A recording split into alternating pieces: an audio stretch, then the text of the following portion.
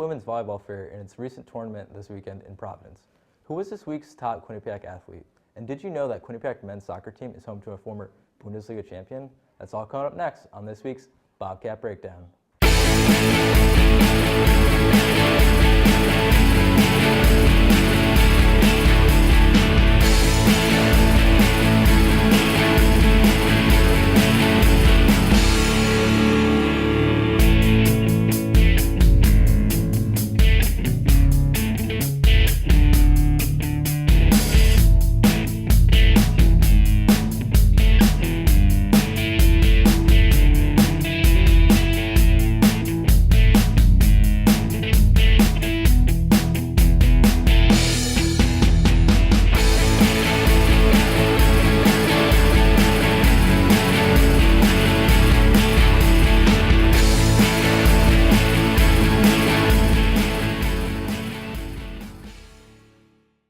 Good evening, everyone. My name is Nobre, and welcome back to this week's episode of Bobcat Breakdown.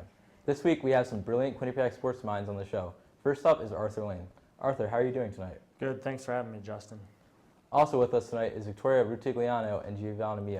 Guys, how's it going? Doing great. Always a pleasure, Justin. It's good to have you guys here. So let's get started.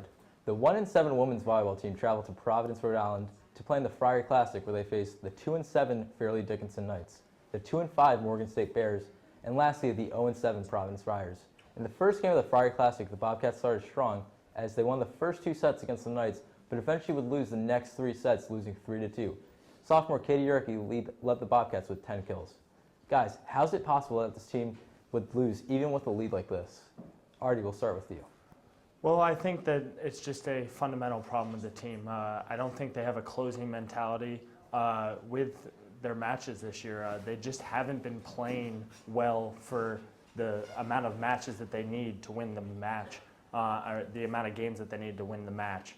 So I think they just need a little more seasoning. They're a really young team, so they don't have that veteran mentality of we have to close this out right now and not allow another match, another game. So I think that that's one of the problems that they have. All right, Gio. I'm going to agree with Arthur in this one because it's mainly because of the inexperience on this team. Now, a lot of teams that are able to win a lot of games have closers, and this team is lacking that because most of their players are either freshmen or sophomores. They have 2 seniors who barely get any playing time, and the last time they had a good senior was Taylor Payne last year. So you're seeing a rebuilding process in a way with Coach Saplinski, and he's bringing in new recruits, but at the same time, they're still getting learning process throughout the start of the season. I think more if during the season, throughout the year, you'll see more progress when it comes to closing out the games, but for now, it's just how they're going to get used to it and how they'll be able to play when adversity hits. I agree. I think that they're still working out their kinks on offense. They have 103 service errors so far this season. That's something that they need to get down. They need to learn how to work on that, and that's something that you can't make a mistake on. You need to start off the game strong, and you need to start off the set strong, and by doing that, you need to have good services. I also think that they haven't exuded a lot of confidence so far this season. They're on a 9-game losing streak, which is something that they really need to work on, and if they keep on focusing on the negatives, on losing over and over and over again, then they're not going to have confidence to win games and win sets. Okay, the sophomores are some of the best players on this team, but we talked about last week how strong of a freshman class head coach Christopher Saplinski recruited. When do you guys expect to see a great amount of production from the freshmen? Gio, let's start with you. When do we expect to see a bigger amount of production from the freshmen? Yes.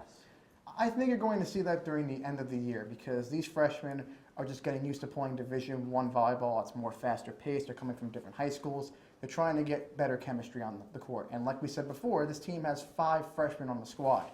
It's going to take a while for these freshmen to get used to that, get in midseason form, and then play like a team they're supposed to be playing as. So I would say around the end of the year is when they'll start hitting their stride, and then maybe we'll see a better all-around team. Okay. Victoria, what do you think? I agree. I think they need to learn their role on the court. Last year, the freshmen, it took some time to gel and learn their position. This year, I think it's going to be the exact same thing. They just need to learn. They need to learn from the mistakes they've made in the past games and need to work on that and make new changes on the court in order to find confidence and win. Arthur, how about you? I look at it a little differently. The non-conference play doesn't really mean anything for them. I think that you schedule teams that you're supposed to not match up well against to kind of get your feet underneath you, get ready for MAC play. But I expect that the freshmen, I need them to start playing well the first week of conference play, or this is the only thing that they're really playing for is the conference. You don't, when you're not a top tier team, non-conference doesn't really affect you because you're not going to get an at-large bid to the NCAA tournament. So I think that it's just prepping them for the MAC play, and they just have to, right off the bat, the first couple weeks, I got to start seeing some improvements from them, or it's just going to be another season gone to waste. So I need to see some improvements from the entire team, and I need to see a lot of growth out of the freshmen early in the next coming weeks. I have to agree with Arthur on this one more because when you see a lot of young players in volleyball, it's more inconsistency. There were games against Fairleigh Dickinson and Loyola where they were showing signs of fight. They were playing really well. They had a chance to win, then they blew it. Mainly because the freshmen have a lot of miscommunication out in the court, and that goes back to the fact that they're very young players and they're still trying to get used to this team. So I think those non-conference games they were just playing before helped them out on the court, because when we were watching them before, it just seemed like they were all out of touch and there'd be balls falling right in front of 3 players at the same time. They'd be getting shots blocked. They'd be getting killed left and right, out of position. It's just more of the non-conference games being a set table to the conference games. When do you expect the improvements to come, really? Do you think they're going to come soon, or is it still going to take a while for them to ease in to the college play for the improvements to come? It's going to take some time because, let's face it, before Saplinski came to Quinnipiac, this team wasn't as good as well, so it's still going to take a long time for these recruits to get used to it. And it doesn't go down to the players also, it comes to Coach Saplinski, because we're giving him the BOTD because he's bringing in a lot of good recruits, but can he coach them? And you don't know that because these girls are coming in, they're young players. Are they going to pan out well? Are they going to play like they should be? Or are they going to just become a bust? It all becomes a matter of time, and these conference games are going to show what Coach Saplinski is all about as a coach as well as a recruiter. I agree to an extent, but I also think that when you're hired as a college coach, I give you 4 years. You have to, when you have all your recruits throughout the entire system, he still has recruits on this team that are not his. After that, I'm going to start judging you. I'm going to start saying, this team's not where it needs to be. But until that, I'm not going to give him a pass, but I think he's done a great job bringing in recruits, and those recruits are still young. They haven't flourished into top-of-the-line players in the MAC, but they're still, most of his recruits, he only has 1 junior, and then you have the sophomore and freshman class. So I need them to mature a little before I start saying, the coaching isn't good. I'm not going to go that far. But next year, if it's still this way, then there's going to be a lot of people saying a lot of different things and having a lot of different opinions. But for now, I think Saplinski's done a great job bringing in the recruits that we need. And he just has to translate that, and they have to mature. And that'll come. It doesn't happen overnight, and it doesn't happen over just one season, but it'll come. And I think that they've done a good job up to this point. The non-conference play, like I said, doesn't really do much for me. You can go 0-10, you can go 9-0. It doesn't matter anything. MAC play is really where it counts. What about the class you recruited? Last episode, we talked about the sophomores and who's going to break out. What about the freshmen? Who do you guys see breaking out this season for the freshman class? Let's go with you, Victoria. I'm going to say Elizabeth Kloos. She's played in all 10 matches so far this season. She's played in at least 3 sets every single game. She's had at least 8 keeps in 4 of the matches. She's learning how to play on the team. She's learning how to have her role. She's definitely someone who we're going to see it coming up in this season as a major aspect of the team, as an important role, someone that everyone's going to look to for support and to play well. So definitely Elizabeth Kloos. Okay. What about you, Gio? I would go with Kloos, but to play devil's advocate, I'm going to go with Sierra Dawson. And in her game against Providence, she had 22 assists, 7 digs, and 3 blocks. A very good game from somebody from freshman. And I think in that game she was replacing Emma Ogden for a certain amount of time. And she leads the team overall with 163 assists and is third in digs with 40. So she's showing her presence on the court. And you see her all the time, setting up her teammates most of the time when she's on the court. So if I had to give somebody a brain, that would be Dawson for sure. Yeah, I'm going to go with Elizabeth Kluse as well. I think she can be a complete player for the Bobcats. She can do it all. She can block. She's 7th in the MAC in blocks. Allison Lee is 2nd. So I think that she can develop into a complete player that just dominates all aspects of the game. And then you also want to talk about Cheyenne Orsi, 6'5" in the center. I need a little bit more out of her. She's a freshman, I understand, but I need her to play a little better. She's 6'5", one of the tallest girls in the MAC. And she's not even in the top 10 in blocks. So that's something that she needs to develop, and I look for her to break out at some point as well. Okay. Last year, the volleyball team went 5-26. I'm going to set the over-under at 10 wins. What do you guys think? Under for sure. I think that just because they're coming into, they have 2 more non-conference games, and then they're going to go into conference either with 1, 2, or 3 victories. And I don't see them getting 7 victories in the MAC. But I think that they'll definitely compete. I think that they're better than everyone's giving them credit for. I think that they can be a 6, 7, 8 team in the MAC.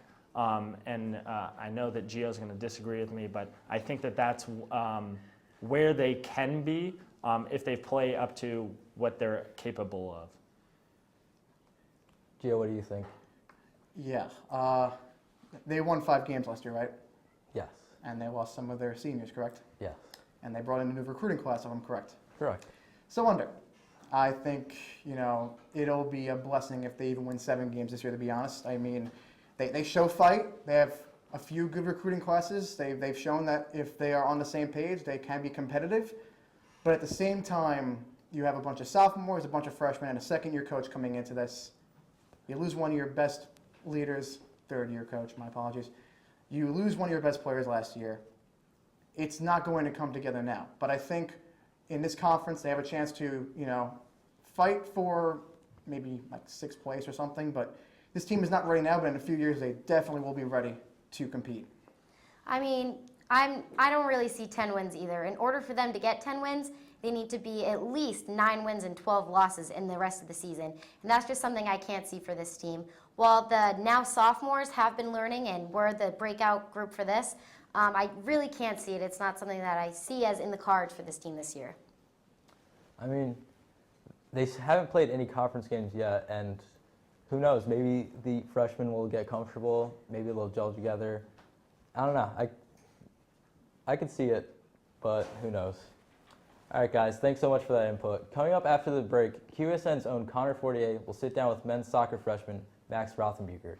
Stay right here. You're not going to want to miss this. Located at 1010 Sherman Avenue in Hamden, your #1 choice for Bobcat merchandise.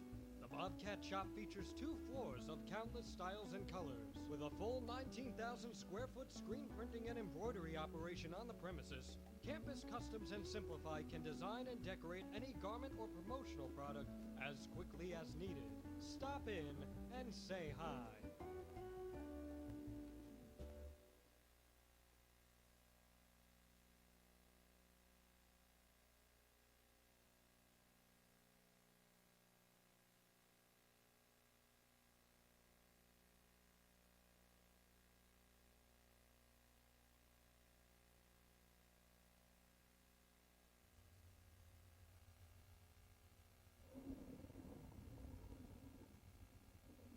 I could really go for a Ray and Mike sub right now. Come to Ray and Mike's and try our Philly chicken with cheese for just over $4, giant cheesesteak subs, and mouth-watering boar's head sandwiches for as low as $4.75. Q-Cash accepted just a mile down the road on Whitney, here at Ray and Mike's. How's it going, everyone? My name is Connor Fortier, and today we bring to you a special interview with freshman men's soccer midfielder Max Rothenbucher. Max, how you doing today? I'm fine, thanks. And you? You do? I'm not too bad. Nice sunny day on a Friday, can't complain. So, Max, coming before Quinnipiac, you were born in Munich, Germany, played for Bayern Munich FC in the system for 10 years. Bayern, obviously, one of the best football clubs in all of the world. What made you come over here and play collegiately? First of all, I was injured in my last 2 years for 1.5 years. So 3 years of playing in the under-23 team, I was injured for 1.5 years. And in bad situations of your life, you start thinking about what do you want to do with your life. So I thought about going to college, but I wanted to play soccer at the same time, and basically that's not possible in Germany, and that's what the Americans do very well here. So they include the athletes for college, and that's not the way it is in Germany. So basically that's the most important part. Now you mentioned that U23 team last year. You guys won the playoff season championship, with a record of 25-7-4, and you've had plenty of success as well. Bundesliga Division South championship and your U19 team as well. So you've played in a lot of winning teams. This is a Quinnipiac Bobcats team that just came off a MAC championship. Can you draw any parallels to those winning locker rooms to this locker room? Of course, this was one of my decisions that I wanted to compete on a high level. So I think that what Quinnipiac can offer me here. And of course, I try my best to help the team to win maybe another championship. Just try my best and see where it goes from there. Now, playing semi-professionally in Germany for 10 years, obviously the game is different over here. What's the biggest difference, can you say, between American football and football overseas? Basically, I think that tactical-wise, that the German players are maybe better educated because we start earlier with all these kind of trainings. But otherwise, here the Americans, they have a lot of more spirit. It's more emotional, and that's something I like a lot. Now, coming over from Germany, he's not only one of your leaders as a captain, but he's also the other German player on the team, Toby Esch. How has Toby kind of helped you and guided you in adjusting to living and playing over here in the States? So we were in contact, so during this process where I want to go, and he helped me a lot. Basically, he's also one of the reasons why I'm here today, and I'm really grateful for his help.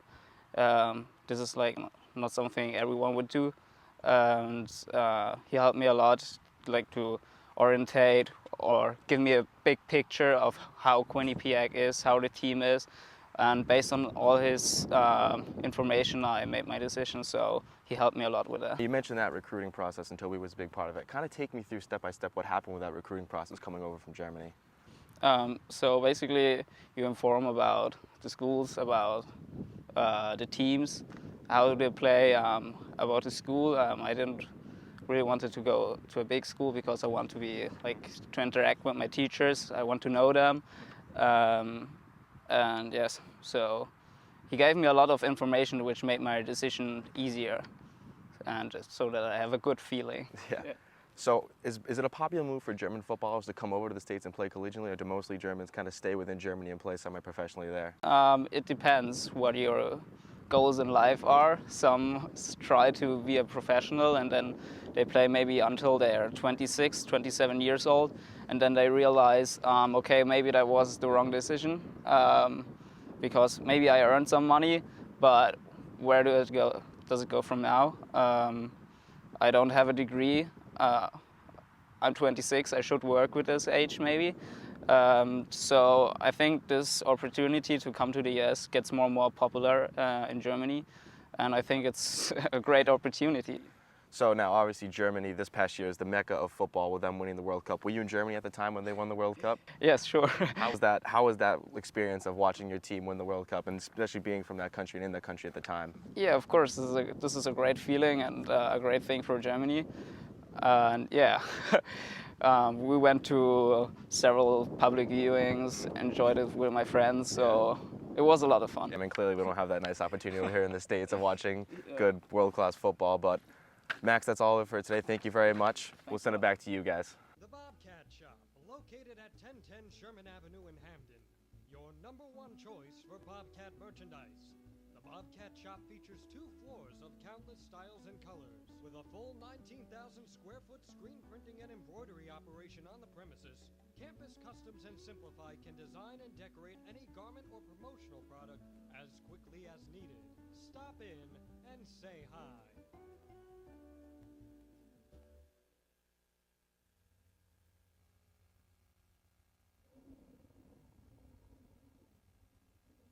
I could really go for a Ray and Mike sub right now.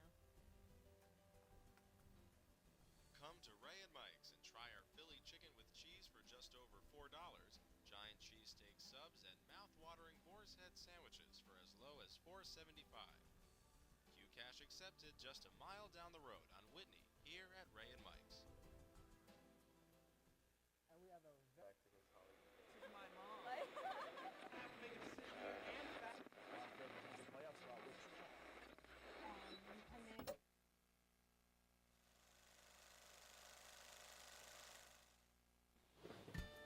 Wake up, Quinnipiac! It's the morning after!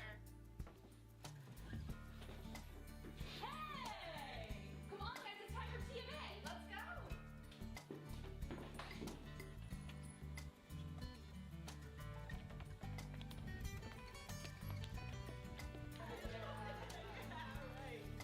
What's the morning after? Mondays at 10, only on Q30!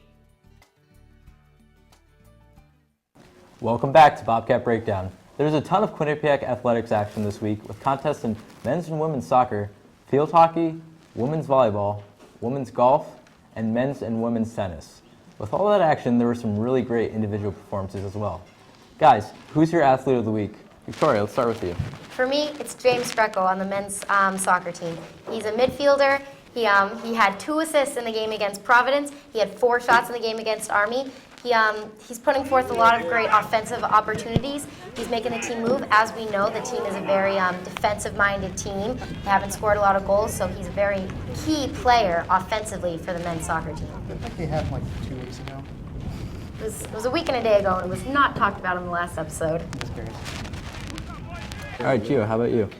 All right, well, let's just put it this way.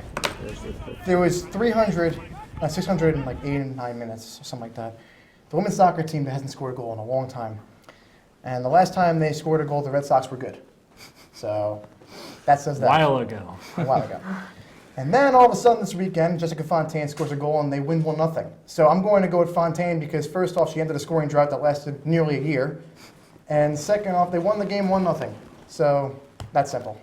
It's hard not to pick her, So yeah. because she scored 1 goal on her 1 shot on net the entire game, she is Quinnipiac Sports Player of the Week. Well, I mean, in that span they didn't score. They were 0-4 in 1-0 games. So it's kind of important to score a goal to win a game. Yes. Arthur, how about you? Who's your player? I'm going to go with Megan McCullough of the field hockey team. She doubled her career total with 2 goals against Holy Cross to give the Bobcats their first victory of the year. So I give the nod to McCullough, unlike either of you two. So. Well, I believe ending a scoring drought as long as nearly 700 minutes, it's a pretty big deal, especially when it's soccer. Yeah, but it should have never gotten that long anyways. Yeah, but she finished it at least. I know, and she started this, well, she didn't start, but she was the last goal before the scoring drought as well, right? I think believe so. Yeah. I believe that's true, so.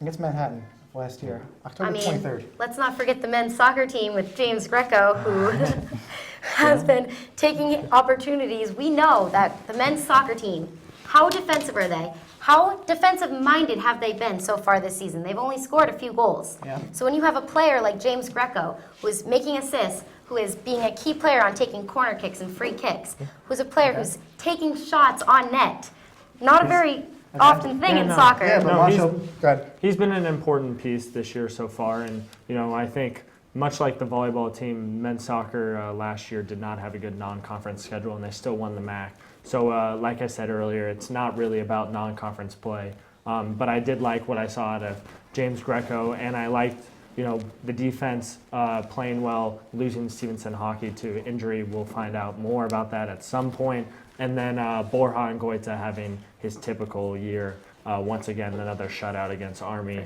He did the same against them last year. So Yeah, if I were you, if you picked the men's soccer team, I would pick Borja because he's been phenomenal in that whole entire season. I agree, but this is my athlete of the week, and Borja only took 3 shots on net last game. True, but he ended up with a 0 last time I checked in the scoring area.